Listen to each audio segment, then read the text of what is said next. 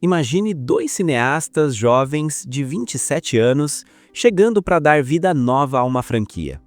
A história de Rocky Balboa já parecia saturada, mas Sylvester Stallone não é apenas um cara que interpreta durões no cinema. Ele viveu essa realidade. E nos bastidores, o buraco é mais embaixo. Ele guarda uma lista negra com 5 estrelas de Hollywood que ele simplesmente detesta. Não estamos falando de fofoquinha ou divergência profissional. O negócio aqui envolve traições pesadas, punhaladas nas costas e confrontos fora das câmeras que foram mais intensos do que qualquer luta do Rocky Balboa. Qual ator o enfrentou no auge da fama? E quem quase saiu no soco com ele de verdade em um set de filmagem? Prepara a pipoca, porque hoje vamos revelar quem são os atores mais odiados por Sylvester Stallone. Em 1974, Hollywood estava cheia de jovens atores famintos por uma oportunidade. 2 deles eram Sylvester Stallone e Richard Gere. Na época, ninguém era famoso. Eram apenas 2 caras tentando cavar um espaço num filme de baixo orçamento chamado Os Lords de Flatbush. Mas o que aconteceu ali deu início a uma treta que durou décadas, e tudo por causa de um sanduíche. O filme era uma homenagem à vida no Brooklyn dos anos 50.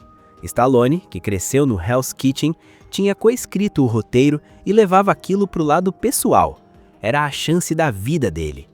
Já Richard Gere vinha do teatro, era metódico, preciso e analisava cada gesto. O choque foi imediato. Stallone atuava no instinto, na víscera. Gere queria racionalizar tudo. Num set com orçamento apertado e cronograma maluco, o clima virou uma panela de pressão.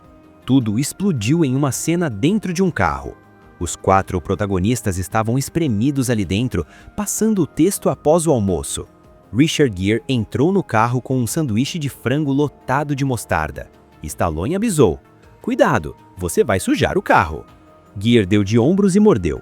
Dito e feito. Uma gota generosa de mostarda caiu direto na calça do Stallone. Sem dizer uma palavra, o Sly explodiu. Ele deu uma cotovelada forte na cabeça de Gere e literalmente o empurrou para fora do carro em movimento.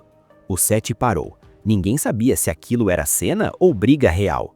O diretor teve que escolher um lado. Resultado? Richard Gere foi demitido, suas cenas foram regravadas e a desculpa oficial foi diferenças criativas. Mas a verdade é que Stallone deixou claro, o filme era dele, e quem cruzasse o seu caminho estava fora. Gere nunca esqueceu a humilhação. Anos depois, ambos viraram lendas, mas aquela mancha de mostarda nunca saiu da história deles. Às vezes a briga não é por ego, mas por um bolso bem cheio. Stallone e Bruce Willis eram carne e unha nos anos 80 e 90. Eles eram os donos da porra toda nos filmes de ação. Stallone tinha o Rambo. Willis tinha o John McClane. Em 2010, quando o gênero de brucutus parecia estar morrendo, Stallone teve a ideia de Os Mercenários. Era um projeto passional, uma homenagem à era de ouro da ação. O filme foi um estouro, faturando mais de 270 milhões de dólares. A sequência foi ainda melhor. Bruce estava lá desde o início como o agente Church, mas quando chegou a hora de rodar Os Mercenários 3, a coisa desandou. Stallone queria trazer Harrison Ford e elevar o nível. Foi aí que a equipe de Willis jogou a bomba. Eles pediram 4 milhões de dólares por apenas 4 dias de trabalho. 1 milhão por dia, sem conversa. Em Hollywood, salários altos são comuns, mas para Stallone aquilo foi um tapa na cara. A franquia funcionava porque todos aceitavam ganhar um pouco menos em nome da parceria, da irmandade. Willis transformou o reencontro de amigos em um negócio frio. Stallone não só barrou o aumento, como chutou Willis do filme. Ele reescreveu o roteiro, tirou o personagem e colocou Harrison Ford no lugar, que aliás chegou super animado e profissional. Mas Stallone não parou por aí. Ele foi para o Twitter e chamou Willis publicamente de ganancioso e preguiçoso. Isso queimou o filme de Willis na indústria por um bom tempo. Stallone provou que Os Mercenários não era só um contra-cheque, era um legado. E quem não respeitasse isso não teria lugar à mesa. O filme ainda rendeu bem, mas aquela energia de família nunca mais foi a mesma. No fim das contas, aquilo não foi só uma briga por contrato, foi uma amizade, ou pelo menos uma relação de trabalho desmoronando em tempo real, tudo em apenas 4 dias, e por causa de uma ganância sem limites. Mas se Stallone achou Bruce Willis ganancioso, espere até ouvir sobre a traição que o abalou de verdade. O que acontece quando seu melhor amigo vira seu pior inimigo? No final dos anos 80, Sylvester Stallone e Ed Murphy eram os donos do jugo. Não dava para ir ao cinema sem ver o nome de um dos dois no pôster.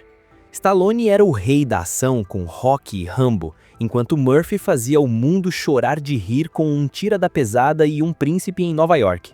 Mas, longe dos holofotes, eles tinham algo raro em Hollywood, uma amizade real. Não era só pose para o tapete vermelho, eles festejavam juntos, riam como velhos parceiros em eventos e apoiavam a carreira um do outro sem aquela falsidade típica da indústria. Era uma conexão difícil de ver. Dois caras que vieram de baixo, venceram na vida e nunca esqueceram o suor que deram para chegar lá. Até que veio 1987 e tudo mudou. O início do fim aconteceu durante as gravações de Um Tira da Pesada 2. A esposa de Stallone na época, Brigitte Nielsen, estava no filme. Alta, loira e magnética, ela era impossível de ignorar. Sendo casada com um dos maiores astros do mundo, era de se esperar que ela fosse território proibido, certo? Mas sets de filmagem são lugares estranhos. Dias longos, muita adrenalina e muito tempo ocioso entre as cenas fazem as pessoas se aproximarem rápido. E logo os boatos começaram. A equipe notou que Brigitte e Ed pareciam próximos demais. Em Hollywood, fofoca corre rápido e faz barulho. De repente, o que era normal ficou estranho. Cada piada do Ed que fazia a Sasha, Brigitte, rir, cada conversa mais longa em uma festa ou encontro no set era visto como prova de que algo errado estava acontecendo. Os sussurros viraram manchetes. Para Stallone, a situação era péssima. Mesmo que nada estivesse acontecendo, ouvir o nome da sua esposa jogado na lama junto com o do seu amigo abala qualquer um. É humilhante e enfurecedor. Stallone não é de levar desaforo para casa. Ele é da velha guarda, direto ao ponto. Então ele fez o que poucos astros fariam, ignorou assessores e advogados, pegou o telefone e ligou direto para Ed Murphy.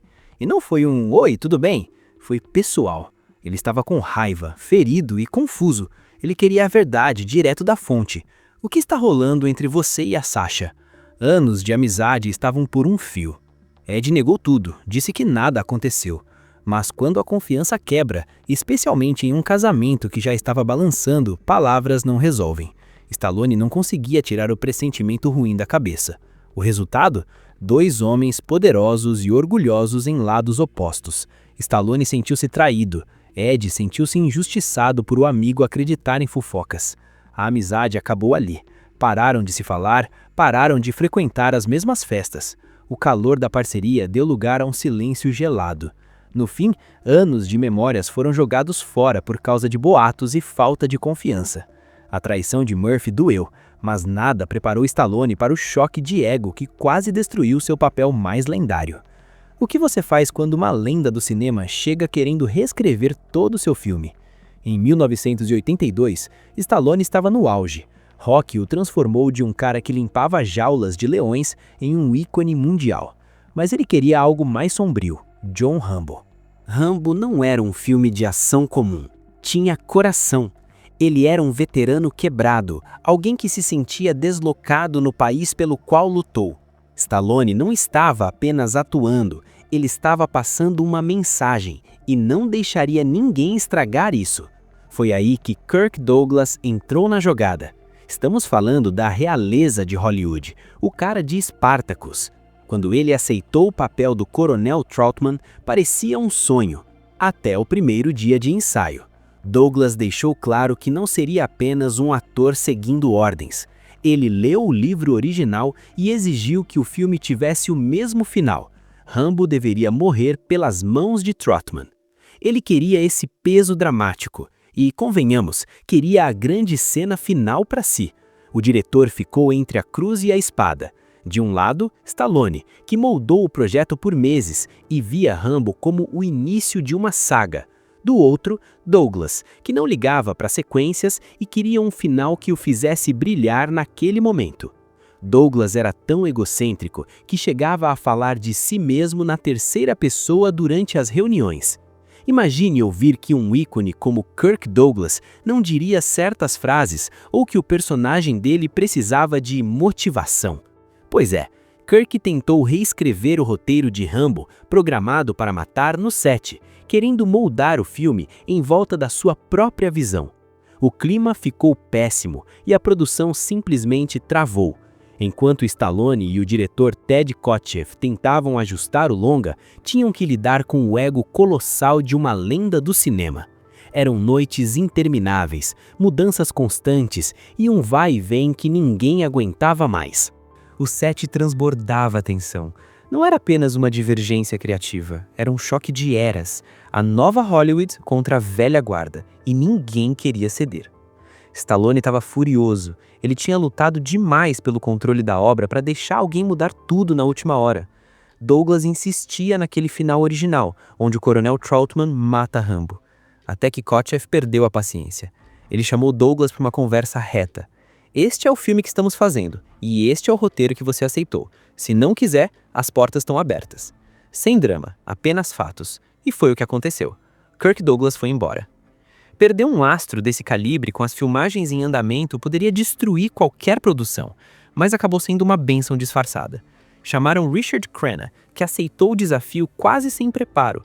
O cara teve só 24 horas. Ele decorava as falas a caminho do set, mas quando as câmeras ligavam, ele entregava tudo. Crenna trouxe uma força silenciosa e um acolhimento que equilibrou a intensidade de Stallone. Aquela troca mudou o DNA do filme, trazendo esperança e abrindo caminho para sequências que transformariam a carreira do Sly. Stallone aprendeu ali que proteger sua visão exige decisões difíceis, mesmo que isso signifique peitar uma lenda. O instinto dele deu certo. Rambo foi um estrondo e provou que ele não era apenas o cara do rock. Mas se Kirk era o inimigo da velha guarda, o próximo rival de Stallone morava bem ao lado. E o detalhe: essa rivalidade brutal pode ter sido o que manteve a carreira de ambos viva. Estamos falando de Arnold Schwarzenegger. Tudo começou no Globo de Ouro de 1977. Stallone chegou achando que seria sua consagração.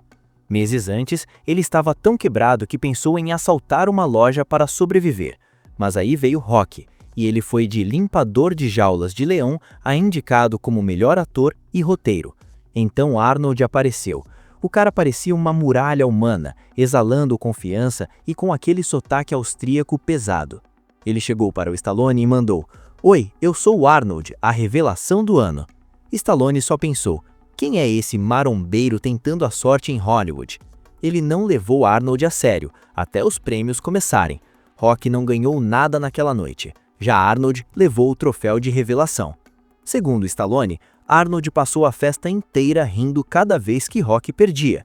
O sangue subiu e Stallone, possesso, pegou um buquê de flores gigante e arremessou na cabeça do Arnold. Ali começou uma das rivalidades mais infantis e divertidas de Hollywood. Foram 15 anos de trocas de farpas, guerra de egos e uma corrida armamentista nos cinemas. Nos anos 80, Stallone dominava com Rocky e Rambo, mas Arnold não ia ficar assistindo. Ao ver o físico de Stallone, Arnold pensou: peraí, ele está no meu território, o cara dos músculos aqui sou eu. Ele contra-atacou com Conan, O Exterminador do Futuro e Predador. Cada filme parecia uma tentativa de superar o anterior do rival. Se Stallone aparecia com uma arma grande em Rambo, Arnold trazia uma maior ainda. Se Stallone definia o abdômen para Rocky IV, Arnold ficava ainda mais rasgado. Eles se cutucavam até nos filmes. Arnold desdenhou de um pôster do Rambo no filme Gêmeos. Stallone deu o troco em Tango e Cash, onde ele espanca um detento que era a cara do Arnold. Discreto, né? Mas a maior trollagem da história veio depois. Havia um roteiro péssimo para uma comédia chamada Pare, Senão Mamãe Atira. Arnold leu e sacou na hora que seria um desastre. O que ele fez? Fingiu que estava desesperado pelo papel. O boato chegou em Stallone, que na ânsia de passar a perna no rival, moveu mundos e fundos para roubar o papel. Arnold só ficou sentado assistindo o caos. Stallone conseguiu o papel, fez o filme e foi um fiasco total. A crítica acabou com ele e os fãs odiaram. Foi o ponto mais baixo da carreira do Sly, enquanto Arnold chorava de rir em algum lugar. Mas o karma não perdoa. Pouco depois, Arnold estrelou Junior, aquele filme onde ele fica grávido. Flopou tanto quanto. De repente, os dois titãs da ação estavam lambendo as feridas de comédias fracassadas e a rivalidade começou a perder o sentido. Com o tempo, a guerra esfriou. Eles se recuperaram, se tornaram amigos, fizeram filmes juntos e hoje dão risada do passado. Afinal, é difícil guardar rancor para sempre, mesmo de alguém que jogou flores na sua cabeça em rede nacional.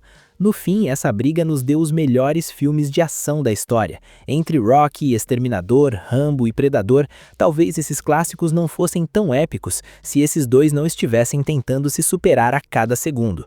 Foi uma rivalidade exagerada? Com certeza, mas foi um espetáculo inesquecível. Obrigado por assistir.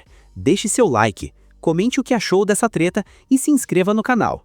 Clique no vídeo que está aparecendo na tela para conferir outra história incrível. A gente se vê no próximo vídeo.